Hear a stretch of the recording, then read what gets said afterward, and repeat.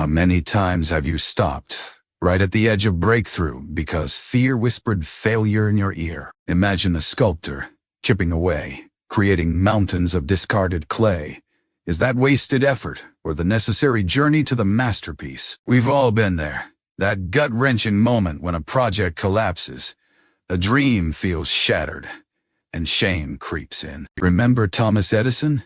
He didn't fail 1,000 times. He simply found 1,000 ways to build a light bulb.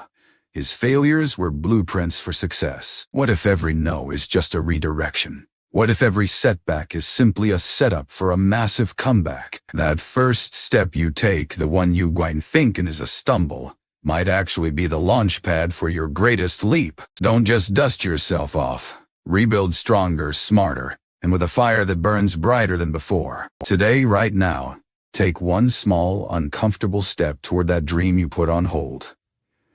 Just one. Because your comeback isn't just for you.